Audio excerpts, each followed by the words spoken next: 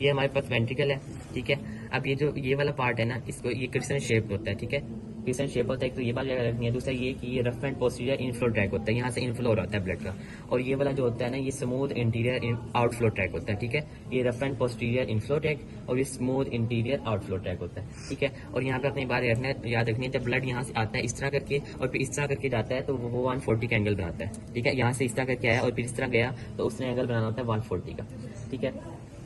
फिर उसके बाद आपने एक बात याद रखनी है कि यहाँ से ना, अब जब यहाँ से ब्लड मूव करता है तो ये वापस भी तो आ सकता है, लेकिन वापस आने से क्या चीज़ रोकती है, यहाँ पे क्रस्ट होता है। इसका ना सही से शो नहीं हो रहा है, दूसरे मॉडल में होता है। यहाँ पे रीच या क्रस्ट होता है, उसको हम कहते हैं सुप्रा वेंट्रिकुलर क्रस्ट या इनफेंडिबुलो वेंट्रिकुलर क्रस्ट, ठीक है। सुप्रा वेंट्रिकुलर क्रस्ट क्यों कहते हैं, क्योंकि वेंट्रिकल की ऊपर वाली साइड पे है। और इनफेंडिबुलो वेंट्रिकुलर क्रस्ट क्यों कहते हैं, क्योंकि ये जो स्मूथ पोर्शन था, स्मूथ आउटफ्लो ट्रैक, इसको हम इनफेंडिबुलम भी कहते हैं, ठीक है।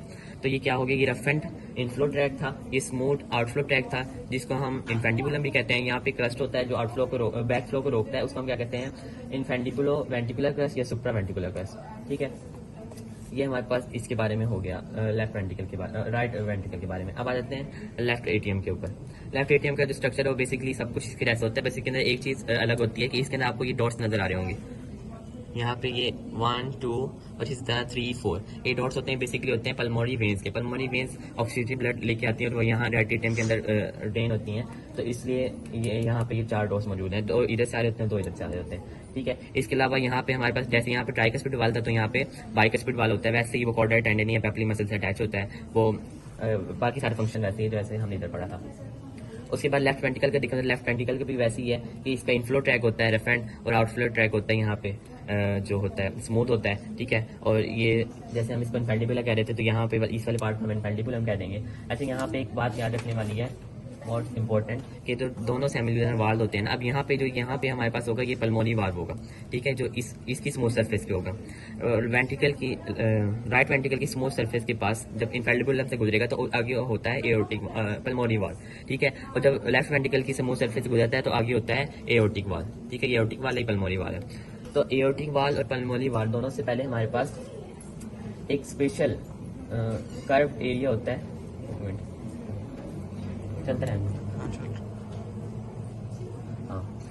जहाँ से पल्मोनरी वाल में शुरू होना होता है और जहाँ से एओर्टिक वाल में शुरू होना है, उससे पहले थोड़ा सा स्मूथ एरिया होता है, जिसको हम कहते हैं एओर्टा वाली साइड को हम कहते हैं एओर्टिक वेस्टिब्यूल, और पल्मोनरी मतलब कि पल्मोनरी वाल वाली साइड को कहते हैं पल्मोनरी वेस्टिब्यूल, ठीक है।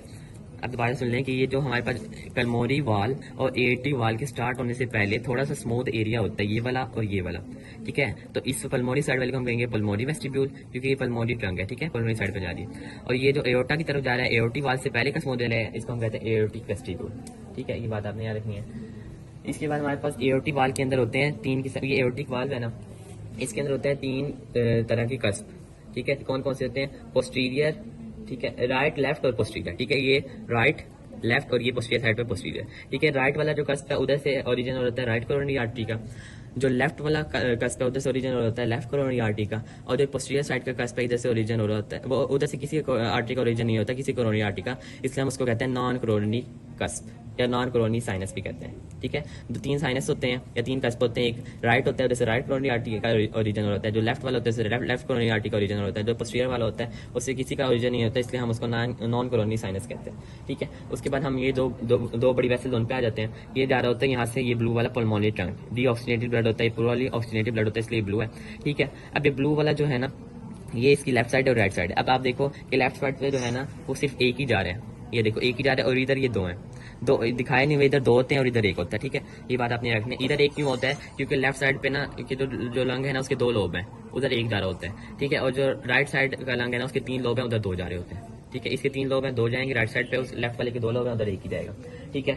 ये पल्मोनरी ट्रंक की बात होगी। इसके बाद आर्च ऑफ एओर्टा की बात करें तो आर्च ऑफ एओर्टा ऐसे सेंड करती है, ठीक है, और फिर सुपीरियर मीडियास्टिनम में जाती है, देन वो डिसेंड करती है पोस्टीरियर मीडियास्टिनम में जाती है, एंथोरासिक एओर्टा बना देती है। बस आपको ये बात याद रखनी है। और अब आपने एक और बात इसकी याद रखनी है कि 3 इससे डायरेक्ट ब्रांचें निकलती हैं। पहले जो ब्रांच निकलती है उसको हम कहते हैं ब्रेकियोसेफेलिक ट्रंक, जो आगे जाके 2 में और डिवाइड हो जाती है, राइट सबक्लेवियन में और राइट कॉमन कैरोटिड में, ठीक है। पहली ब्रांच निकली ब्रेकियोसेफेलिक ट्रंक, जो आगे जाके डिवाइड होगी राइट सबक्लेवियन में और राइट कॉमन कैरोटिड में, ठीक है। दूसरी ब्रांच निकलती है लेफ्ट कॉमन कैरोटिड वो डायरेक्ट निकलती है, और तीसरी ब्रांच निकलती है लेफ्ट सब क्लेमियम। ठीक है, तो लेफ्ट कॉमन कैरोटिड लेफ्ट सब क्लेमियम डायरेक्ट निकलेंगी, और बेकोस्फेरिक टंग पहले निकलती है, उससे निकलती है राइट कॉमन कैरोटिड और राइट सब क्लेमियम। तो ये बातें याद रखना। और बस।